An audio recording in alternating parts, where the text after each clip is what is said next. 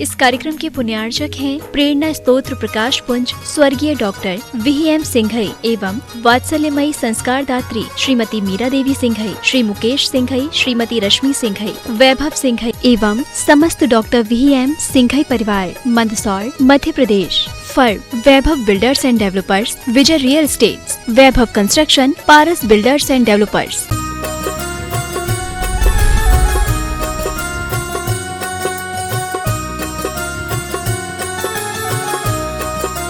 संत श्रोमणी आचार्य भगवान विद्यासागर जी महाराज की, परम पूज्य प्रमाणिक संत महामना मुनिराज प्रमासागर जी महाराज की, परम पूज्य अरह सागर जी महाराज की जय जय जय। भव्यजनों, आज हम विराजे हैं मंडरू ग्राम गिरिडीह के अंतर्गत उच्चतर माध्यमिक विद्यालय में, जहां पर न जाने कहां से अपने गुरुदेव की भक्ति करने के लिए दिल्ली, मुंबई, साहिबाबाद, पेटरवाड़, बवीना कैंट, कोलकाता, सलेहा, कोटा, डाल्टनगंज, जयपुर आदि अनेक स्थानों से साधकों ने आकर गुरुदेव चरणों की वंदना की। सागर से भी बहुत से भक्तजन यहाँ विराजमान हैं जो गुरुदेव चरणों की वंदनार्थ आए हुए हैं। मैं आप सबका इस संकट समाधान के सत्र में वंदन करता हूँ, अभिनंदन करता हूँ। साथ ही उन सभी श्रोताओं का, उन सम्यक दर्शकों का जो दूरदर्शन में पारस चैनल, जनवाई चैनल, आदिनाथ चैनल तथा प्रमाणिक ऐप के माध्यम से अपनी शंकाओं के समाधान को प्राप्त करके अपने जीवन को नई दिशा, नई राह दे रहे हैं।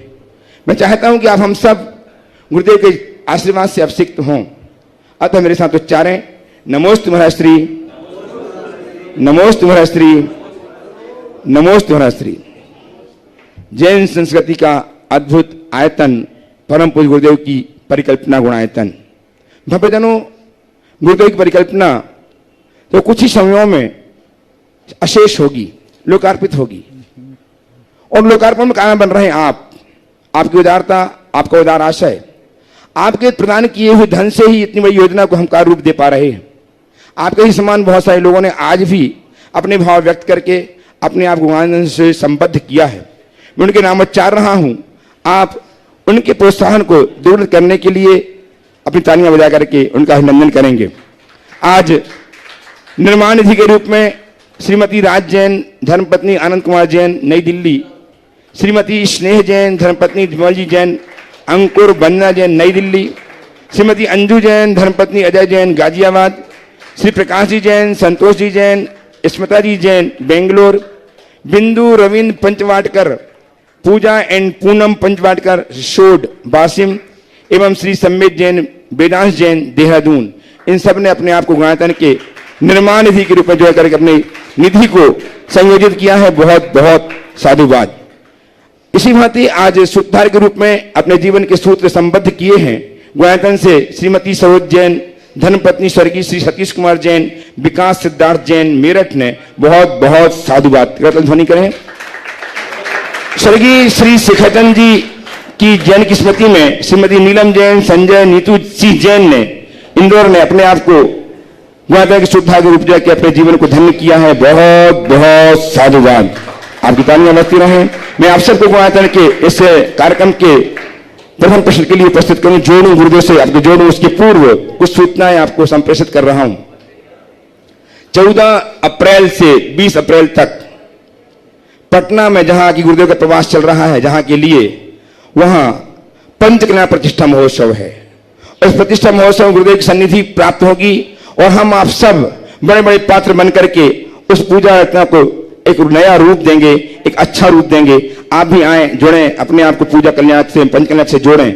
14/3 को ही भगवान महावीर भगवान की अंतिम तीर्थंकर भगवान महावीर स्वामी का जन्म कल्याण महामहोत्सव है। यह महामहोत्सव गुरुदेव के सुसानिध्य में जन्मे भगवान महावीर स्वामी बिहार में जन्मे और बिहार में यह आयोजन गुरुदेव के सानिध्य में करने का अवसर प्राप्त हो रहा है। उस महावीर जयंती महावीर पर्व को हम गुरुदेव के सानिध्य में बड़े उत्साह के साथ, उमंग के साथ, उल्लास के साथ मनाने जा रहे हैं 14/3 को। और उसी दिन आपको बताऊं, परम पूज्य गुरुदेव का 35वां दीक्षा महामहोत्सव है। वह महामहोत्सव गुरुदेव के भक्तगण बाहर से आकर मनाएंगे ही मनाएंगे। हम सब अपने सारे उत्साह को, अपनी उमंग को, अपनी श्रद्धा भक्ति को समर्पित करेंगे गुरुदेव के श्री चरणों में। 14 अप्रैल को पटना में हम सब उनकी दीक्षा जयंती मनाएंगे जो 35वीं है। हम उनके बारे में जानेंगे, इन 35 वर्षों में क्या क्या पाया, क्या क्या किया और क्या क्या हमें दिया।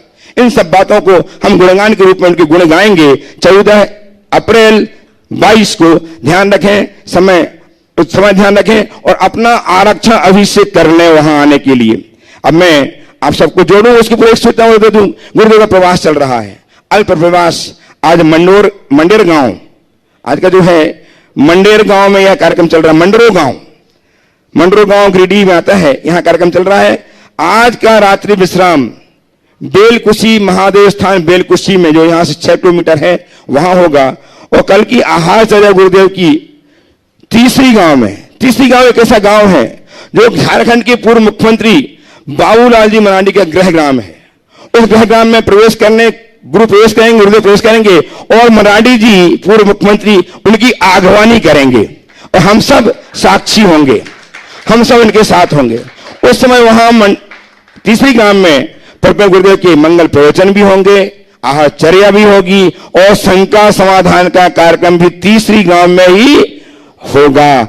इस बात को आप ध्यान में रखते हुए जो आ रहे हैं भक्तजन वे ध्यान में रखेंगे, स्थान ध्यान रखेंगे और सुव्यवस्था से आप अच्छे ढंग से सहायता के साथ पहुंच सकें, इस बात की मैं सूचना दे रहा हूं। पहले प्रश्न के लिए मैं आमंत्रित कर रहा हूं श्रीमती अलका जी जैन, अनिल जी जैन मुंबई को वे आए और अपना प्रश्न प्रस्तुत करके समाधान प्राप्त करें। महाराज अगर किसी व्यक्ति को किसी भगवान विशेष से ज़्यादा लगाव हो और वह रोज उसी मंदिर में जाके उन्हीं एक प्रतिमा जी का ही भक्ति भाव से अभिषेक करते हों और भक्ति भाव पूजन पाठ करते हों और किसी दूसरी अन्य वेदियों पे उतना खास लगाव नहीं रखते हों, तो उन्हें कुछ दोष लग सकता है? ये दोष नहीं है, ये सूक्ष्म सम्यक दृष्टि की विशेषता है। सम्यक्त प्रकृति के उदय से चलमल अगाढ़ दोष लगते हैं। उसमें ऐसा होता है कि किसी तीर्थंकर विशेष के प्रति विशेष अनुराग हो जाए, पर चूंकि उनका अनुराग भगवान से है किसी और से नहीं, इसलिए वो उनके कल्याण का कारण है। 24 के भीतर हो तो कोई दिक्कत नहीं, 25वां हो तो खतरा है। उपस्थित हो श्रीमती रजनी जी विनायका, डाल्टनगंज झारखंड। तैयार है श्रीमती कुमकुम कोमल कुमार जी जैन, साहिबाबाद, ट्रस्टी गुणायतन, उत्तर प्रदेश। गुरुवर के चरणों में मेरा बारंबार नमस्ते। जैसा कि हम सब जान रहे हैं, पटना नगर में पंचकल्याणक होने वाला है और बहुत से लोगों के इस पंचकल्याणक में भगवान के माता पिता बनने का सौभाग्य मिलता है। जो पर गृहस्थ अवस्था में माता पिता हैं और जो नहीं बन पा रहे हैं, माता पिता बने हुए हैं, और जो गृहस्थ अवस्था में माता पिता नहीं हैं, तो वो क्या भगवान के माता पिता बनने योग्य हैं? इस पे दर्शन देवा। देखो, भगवान के माता पिता बनने की योग्यता कई तरीके से व्याख्यायित की जाती है। भगवान के माता पिता उत्तम शावक को बनने का सौभाग्य मिलता है। पहली बात, वो अच्छी चर्या क्रिया वाला शावक हो, कुलाचार का दृढ़ता से पालन करता हो, धर्मनिष्ठ हो, श्रद्धावान हो, उसके हृदय में वैराग्य भी हो। एक बात तो ये, साथ ही माता पिता अगर वो संतानहीन है तो माता पिता बन सकते हैं यद्यपि उन्हें संतानोत्पत्ति की योग्यता हो, और जो संतानोत्पत्ति के अयोग्य हों उनके लिए कई लोग नहीं बनाते हैं, कई जगह बना भी दिया जाता है। तो ये कुछ तो ऐसे भी प्रसंग मैंने देखे हैं जिनके यूट्रस की सर्जरी हो गई है, उनको भी लोगों ने बना दिया है। अब शास्त्र में इस विषय में जिस समय शास्त्र लिखे गए उस समय तो ये कोई प्रक्रिया ही नहीं थी, तो इसका कोई उल्लेख नहीं है। पर यह एक भावनात्मक संबंध है, तो भावना को देखते हुए पात्र को देखकर विचार किया जा सकता है। इसके लिए मैं ये नहीं कह सकता कि ये बनने के योग्य हैं या नहीं। हाँ, मेरे पास कोई प्रकरण आएगा तो मैं उस पर जरूर कह सकता हूँ कि मैं इसे स्वीकारूंगा या नहीं। ठीक है। उपस्थित हो श्रीमती कुमकुम कोमल कुमारी जैन साहिबाबाद ट्रस्टी गुणायतन तैयार हैं। श्री शुभम जी जैन अपने मम्मी पापा के साथ पिटरवाड़ झारखंड से। नमोस्तु महाराज जी। महाराज जी, ये भगवान जी के समूह शरण में बैठे हुए भव्य जीव सीधे अपना प्रश्न भगवान जी से पूछते हैं या उनकी शंका का समाधान स्वयं हो जाता है उनकी खिरती हुई वाणी को सुनकर? देखिए, पुराणों का अगर हम अध्ययन करें तो दो तरह की बातें दिखती है। कुछ प्रश्न सीधे भगवान से भी पूछे गए हैं और कुछ प्रश्न गणधर देव से भी पूछे गए, क्योंकि भगवान की वाणी का व्याख्यान गणधर करते हैं, तो गंधर्वों ने व्याख्या की, उसी क्रम में प्रश्नकर्ताओं ने गणधरों से भी पूछा है। और कई बार तो भगवान की वाणी भी प्रश्नकर्ता के प्रश्न से खिरी। सीधे राजा सैनिक ने भगवान से पूछा और भगवान ने अपना उपदेश दिया। तो दोनों तरह की बात है। उपस्थित हूँ श्री शुभम जैन अपने मम्मी पापा के साथ पिटरवाड़ झारखंड से तैयार हैं। श्री संस्कार जैन वनगांव से। नमोस्तु गुरुदेव, मेरा आपके चरणों में कोटि कोटि नमन। महाराज जी, मेरा प्रश्न ये है कि एकलव्य ने विद्या पाने के लिए द्रोणाचार्य की मूर्ति को स्थापित कर पूजा अर्चना की, वैसे ही हम विद्यार्थी विद्या और बुद्धि पाने के लिए क्या करें? कृपया साधना समाधान। बहुत अच्छा सवाल किया। एकलव्य ने ज्ञान पाने के लिए द्रोणाचार्य की मूर्ति स्थापित की, हम विद्यार्थी क्या करें? तो एकलव्य ने द्रोणाचार्य की मूर्ति कब स्थापित की? जब उसके हृदय में वैसी श्रद्धा थी। अगर ज्ञान प्राप्ति की प्रबल लगन हो और श्रद्धा हो तो तुम भी वो कर सकते हो। और जिससे मुझे ज्ञान पाना, उसे अपने जीवन का आदर्श बनाकर हृदय में स्थापित करो। उनके आदर्शों का अनुकरण करते हुए उस रास्ते पर आगे बढ़ो, तो उनके स्वरूप को प्राप्त किया जा सकता। उपस्थित हैं श्रीमती कीर्ति जी जैन दिल्ली से ट्रस्टी गुणायतन और तत्पर रहे श्रीमान गौरव जी जैन दिल्ली से ही ट्रस्टी गुणायतन। संरक्षक गुणायतन श्रीमान गौरव जी जैन दिल्ली। नमोस्तु गुरुदेव। गुरुदेव, ऑप्टिमिस्ट का अर्थ होता है आशावादी होना या आशावान होना। और गुरुदेव, आप हमेशा कहते हैं कि हमें अपने जीवन में सकारात्मक दृष्टिकोण रखना चाहिए और आशावादी होना चाहिए। पर गुरुदेव, यदि हम अपने जीवन के संघर्ष में या प्रतिकूलता में सकारात्मक दृष्टिकोण रखते हैं तो हमारे आसपास के लोग हमें कहते हैं कि आप ऑप्टिमिस्ट हो, और जब वो ये स्टेटमेंट कोट करते हैं तो वो उसको एज ए कॉम्प्लीमेंट नहीं करते, एज ए कमेंट करते हैं। तो ऑप्टिमिस्ट होना कॉम्प्लीमेंट है या कमेंट है? और दूसरा गुरुदेव, क्या हमारी स्पिरिचुअलिटी हमें ऑप्टिमिस्ट बना देती है? ऑप्टिमिस्ट होना कॉम्प्लीमेंट है या कमेंट्स है? एक सबसे पहला सवाल मैं कहूँगा कॉम्प्लीमेंट भी है और कमेंट्स भी। जिसने जीवन को सकारात्मकता के साथ जाना और समझा है उसके लिए कॉम्प्लीमेंट है, और जिसने जीवन और जीवन की व्यवस्था को नहीं जाना उसके लिए कमेंट्स है। ये बात सबको समझना चाहिए कि संघर्षों के क्षणों में भी वही व्यक्ति सफलीभूत हो पाता है जो सकारात्मक दृष्टि रखते हुए आशावादी होता है।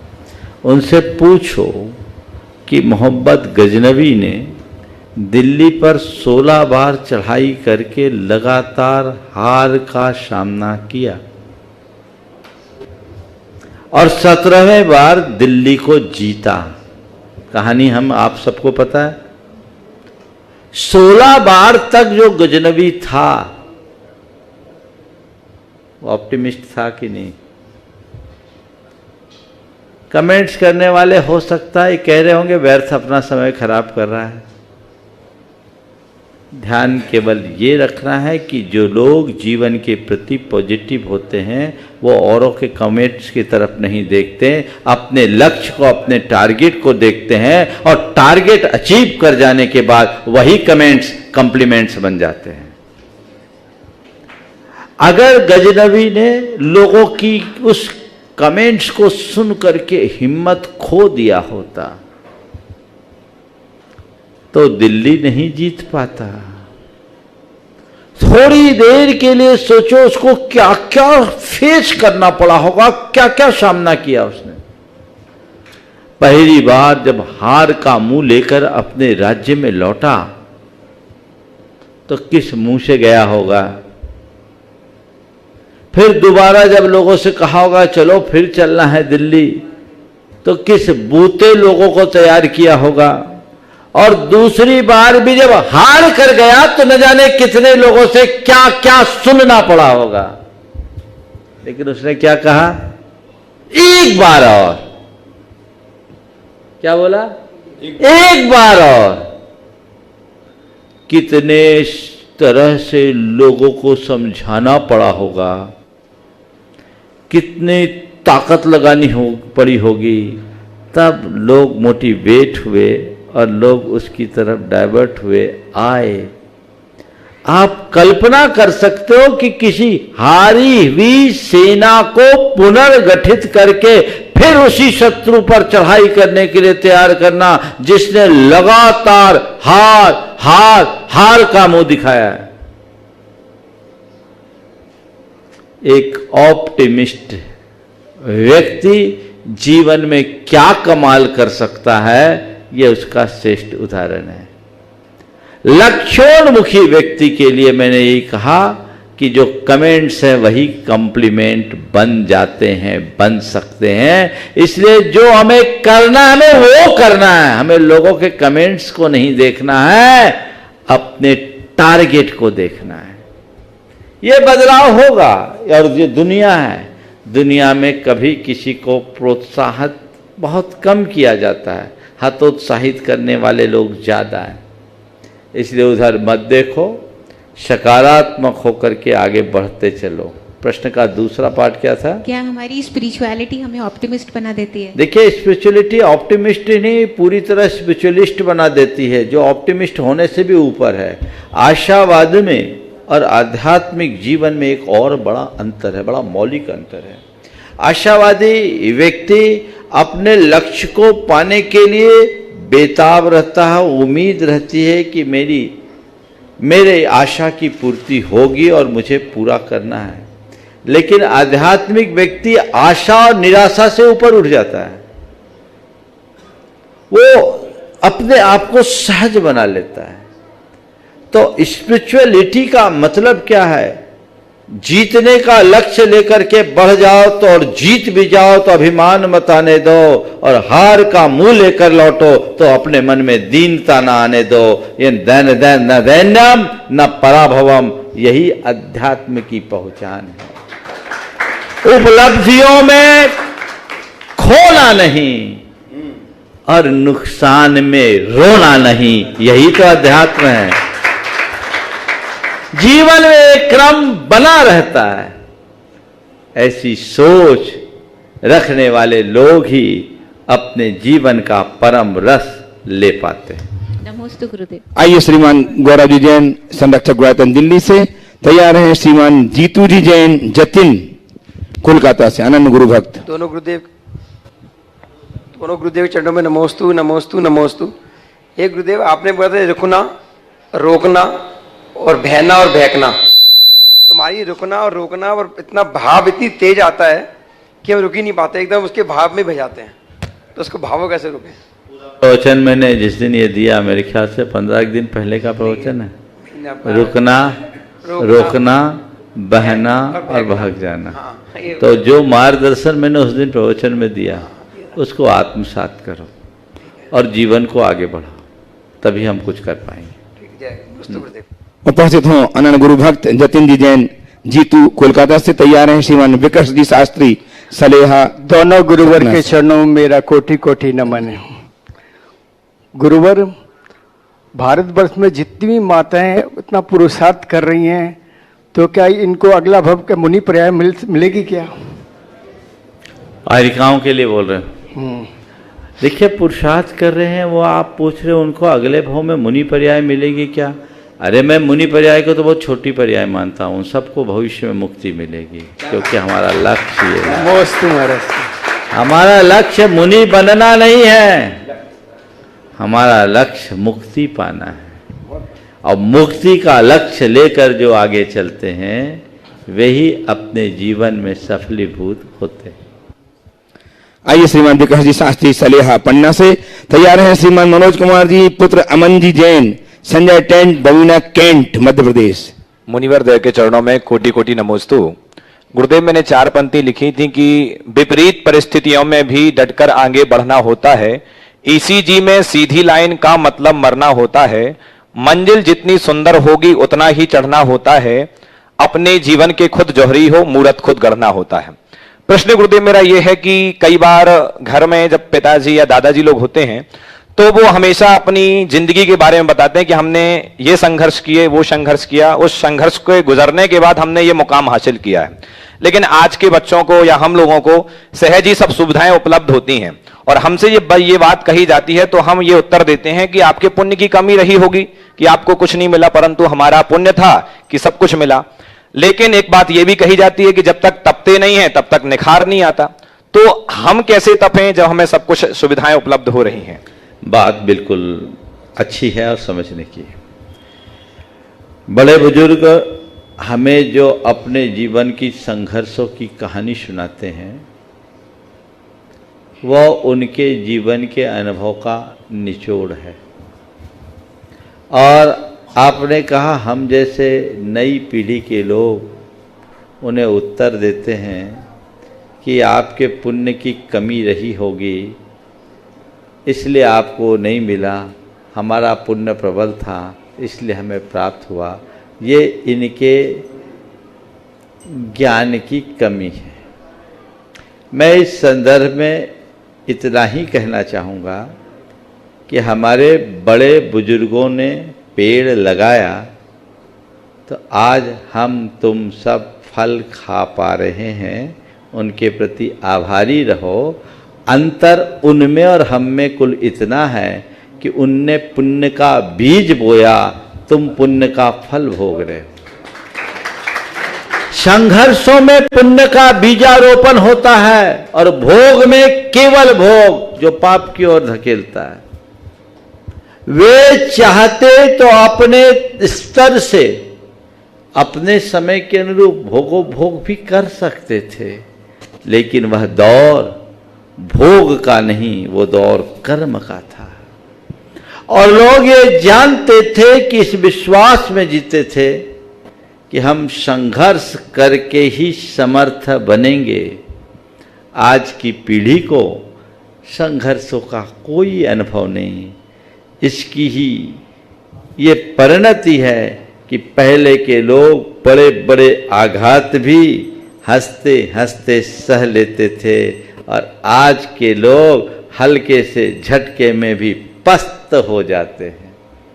तो हमें चाहिए कि हम अपने बड़े बुजुर्गों के जीवन आदर्शों को आत्मसात करें और ये बड़े बुजुर्गों का आभार मानो कि उन्होंने अपने से अच्छी सुविधा तुम्हारे लिए दी। आज अगर आज से 25-50 बरस पहले जाओ तो हमारे बाप दादा एक कमरे में सब रह लेते थे, घर में एक टॉयलेट होता था और 20 लोग लाइन लगा करके जाते थे। आज उनने ये सोचा कि जो कष्ट हमने सहा है वो हमारे बच्चों को न हो, इसलिए आज घर के हर सदस्य के लिए अलग अलग कमरा है, उसके लिए अलग अलग सुविधा है। उनको साइकिल भी नसीब नहीं हुई पर उनने तुम्हारे लिए गाड़ी और कार की व्यवस्था करने की सोची। वो जब स्कूल में जाते थे तो टाट पट्टी लेकर घर से जाते थे और तुम्हें उन्होंने ऐसे स्कूल में दाखिल कराया जहाँ एयर कंडीशन की भी सुविधा हो। ये उनकी सोच है, ये तुम्हारे प्रति उनकी उदार सोच का परिणाम है। इसलिए अगर बड़े बुजुर्गों की बातों को सुनकर ये मन में आता है कि आपके पुण्य की कमी है तो निश्चित ये नादानी को दर्शाता है, अपितु उनके प्रति तो श्रद्धावनत होकर नतमस्तक हो जाना चाहिए कि आप धन्य हो जिन्होंने मनुष्य के रूप में देवता जैसा जीवन जिया। थोड़ा सोचो, बड़े बुजुर्गों ने अगर अपना धन जो कमाया सब भोगों में लगा दिया होता और तुम्हारे लिए कुछ भी इन्वेस्ट नहीं किया होता तो तुम्हारा क्या हाल होता? फटीचर बन के घूमते रहते और क्या होता? इसलिए हमेशा बड़े बुजुर्गों के अनुभवों का लाभ लेना चाहिए, उनकी कभी उपेक्षा और उपहास नहीं करना चाहिए, उनके संघर्षों की कहानी को समझना चाहिए। और आपने कहा तपे बिना पके बिना जीवन मजबूत नहीं होता, निखरता नहीं। ये एक बहुत बड़ा सत्य है, वो निखार सबके जीवन में आना चाहिए। नमस्कार। आइए श्रीमान मनोज कुमार जी पुत्र अमन जी के साथ संजय टेंट, बबीना टेंट, एक ऐसा व्यक्तित्व जो पटना पंच कल्याण है वो अपना टेंट लगा करके वहां पटना बबीना टेंट का नाम रोशन करेंगे। ये संजय जी जैन टेंट, बबीना टेंट तैयार है। श्रीमान सुभाष जी जैन, सीईओ गायतन, दिल्ली। नमोस्तु नमोस्तु। घर पर कोई व्यक्ति अभिषेक पूजन नहीं करता है और हमारा भाव होता है कि वह दान अभिषेक पूजा करे, तो हमें ऐसा क्या करें कि भगवान के प्रति आगे होकर वो दान अभिषेक पूजन करें? देखिए, अगर कोई नहीं करता है, छोटा बच्चा है तो उसे 2-4 बार प्रेरित किया जा सकता है, वयस्क है तो मार मार के मुसलमान बनाना हमारा धर्म नहीं सिखाता।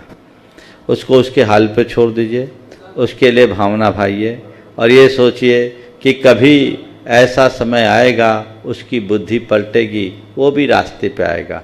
भगवान से एक प्रार्थना करिए कि प्रभु उसकी बुद्धि को सद्बुद्धि में बदल दें कि जैसे मैं आपकी शरण में आया हूँ वो भी आपकी शरण में आ जाए, उसके जीवन का पथ भी प्रशस्त हो, तो अपने आप आएगा। मेरा अनुभव ये बोलता है कि ज़्यादातर लोगों को बार बार प्रेरित करने से वो और दूर हो जाते हैं, जुड़ते नहीं हैं और कट जाते हैं, इसलिए उस पर ध्यान देना चाहिए। आइए श्रीमान सुभाष जैन, गुणायतन के सीईओ। और अमन पूछ रहा है क्या? पूछो पूछो पूछो। नमस्ते भगवान। भगवान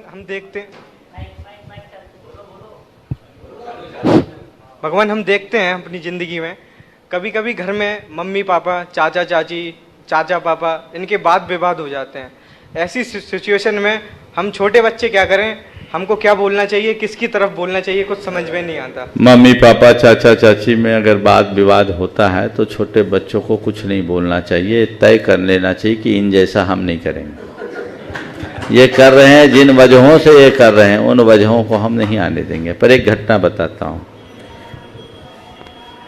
2 भाइयों में आपस में विवाद हो रहा था और विवाद थोड़ी सी संपत्ति को लेकर के था।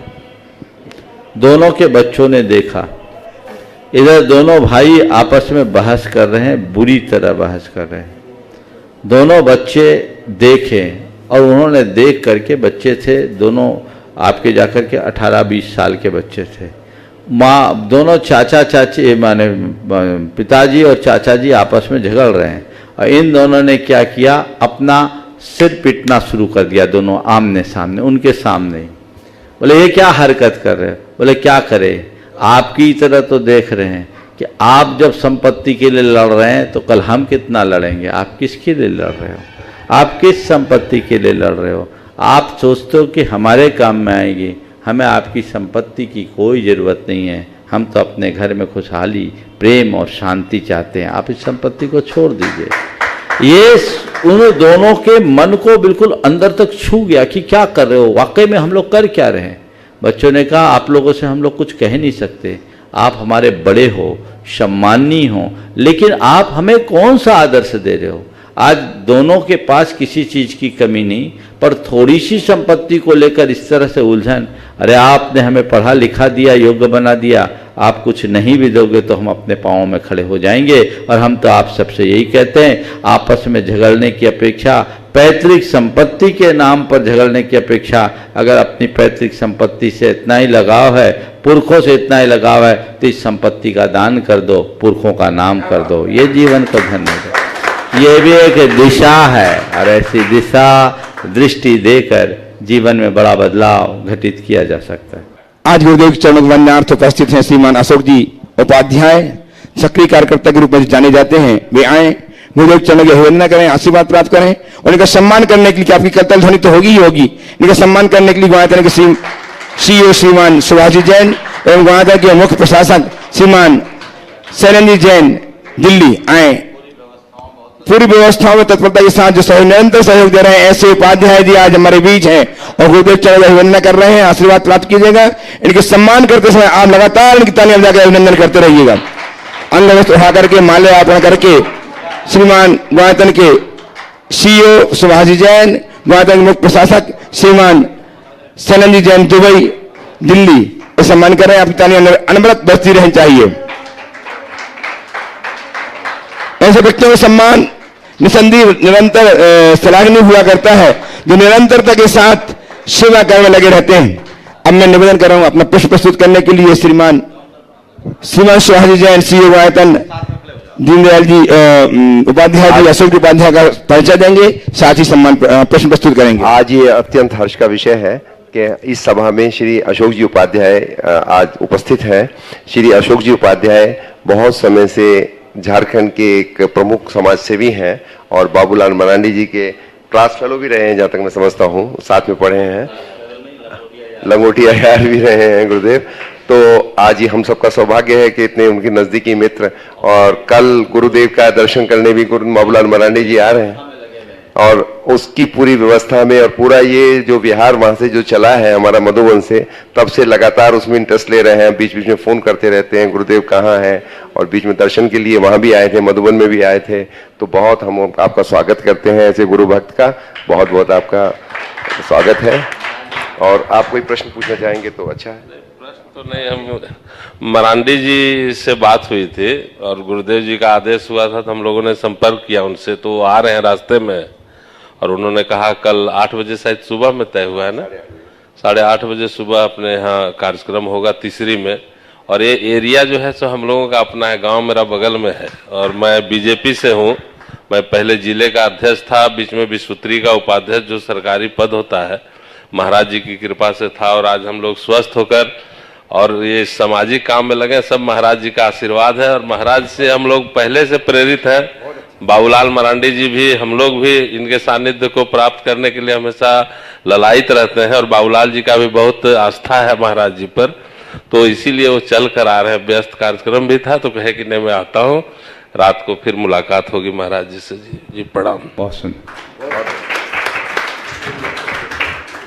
तैयार रहेंगी बेटी बहन सकून दीदी साहब ट्रस्टी गुणायतन। उसके पहले मेरा प्रश्न, परम श्रद्धेय मुनिदेव के चरणों में शत नमन। गुरुदेव, लोभ एक कसाय है और प्रलोभन लोभ तो ये तो सर्वविदित है, लेकिन थोड़ा विचार करने से लगता है कि धन प्रॉपर्टी आदि के लिए जो लोभ होता है वो तो अपनी जगह है, लेकिन दूसरा जो लोभ है गुरुदेव मानसिक, वो यश कीर्ति इस सब का जो लोभ है ये मुझे काफी घातक दिखता है गुरुदेव। तो इससे बचने का क्या उपाय हो कि हमारे मन में ऐसी कोई लालसा ना आए। लोभ तो लोभ है, कोई भी लोभ हो, यश कीर्ति धन वैभव।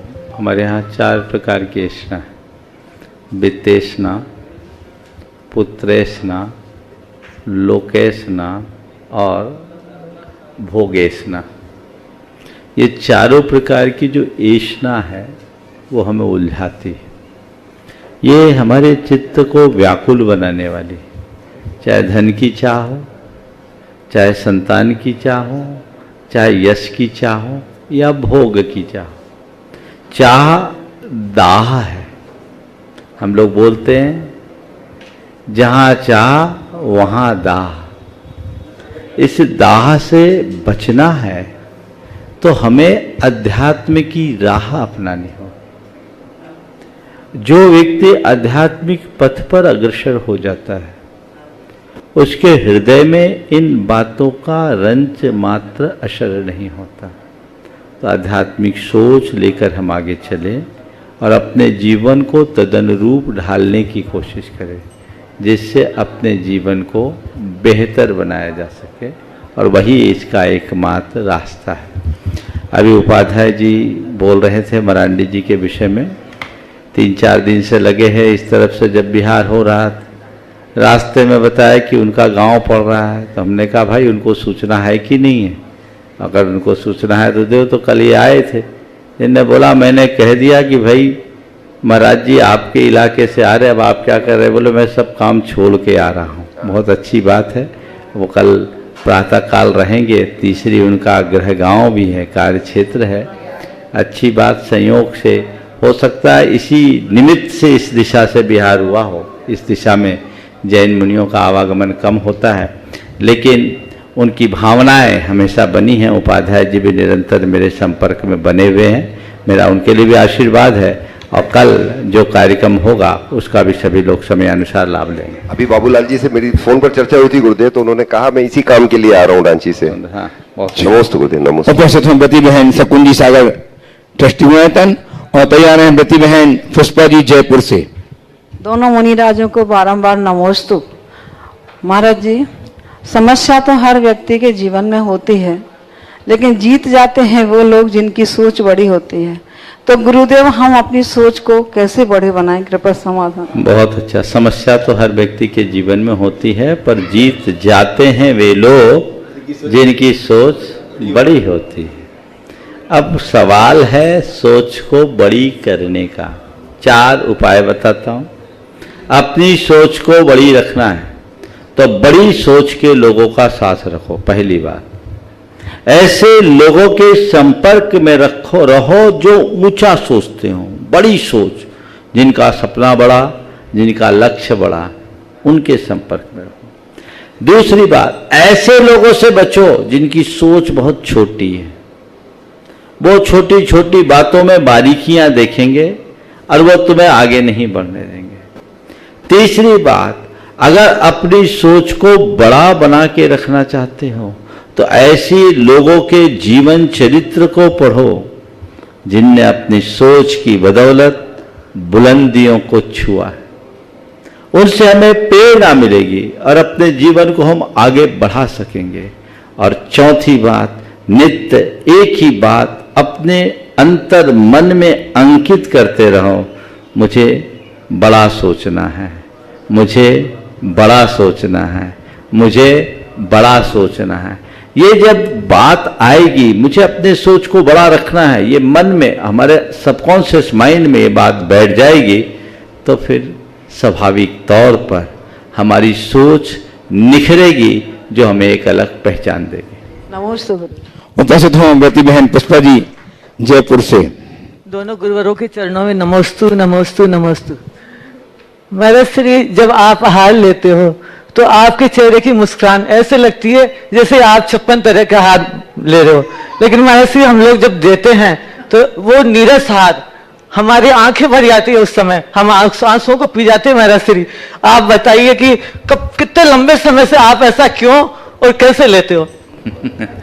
देखो, आहार भले नीरस हो, देने वाला सरस होना चाहिए, है ना। अगर देने वाला भक्ति के रस से भरकर दे रहा है तो भगवान महावीर के हाथ में तो उड़द के बांकुले भी अमृतमय हो गए थे, समझ गए। और यही अंतर है एक साधु में और एक सामान्य जन में। अभी मुझसे पूछा गया, महाराज आहार ठीक हो गया? मैंने कहा बिहार में आहार नहीं होता, गाड़ी में डीजल डलता है। नहीं महाराज श्री, लंबे समय से देख रहे हैं आप। सुनो तो पूरी बात, गाड़ी में डीजल जलता है क्योंकि अब गाड़ी को चलाना है तो देना तो पड़ेगा। अब साधु है, पैदल चलकर आया है, गर्मी का समय है, एक बार लेना है, खड़े होकर लेना है, तो उसे तो उतना ही लेना होगा।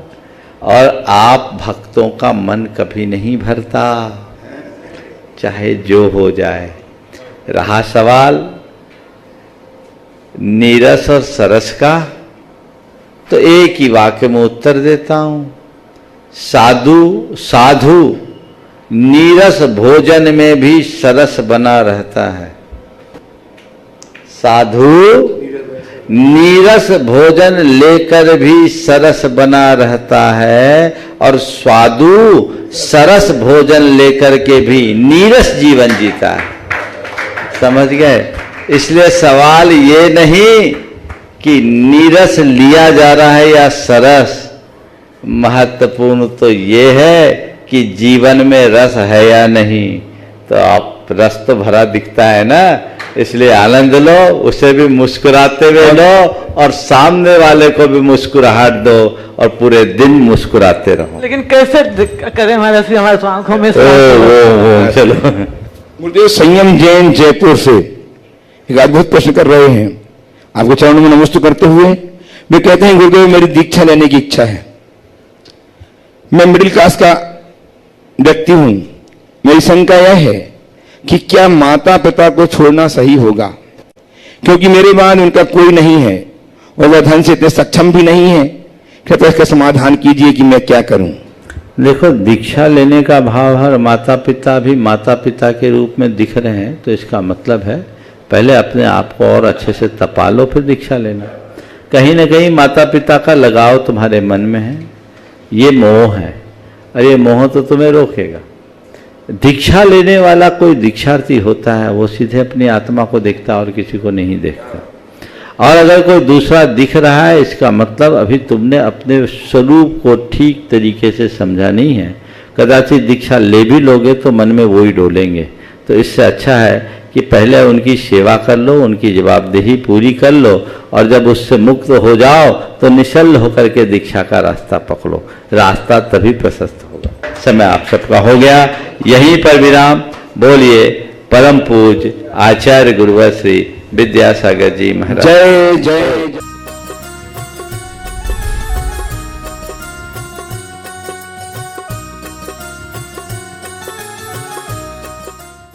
इस कार्यक्रम के पुण्यार्चक थे प्रेरणा स्तोत्र प्रकाश पुंज स्वर्गीय डॉक्टर VM सिंघई एवं वात्सल्यमयी संस्कार दात्री श्रीमती मीरा देवी सिंघई, श्री मुकेश सिंघई, श्रीमती रश्मि सिंघई, वैभव सिंघई एवं समस्त डॉक्टर VM सिंघई परिवार, Mandsaur, Madhya Pradesh. Firm Vaibhav builders and developers, Vijay real estates, Vaibhav construction, Paras builders and developers.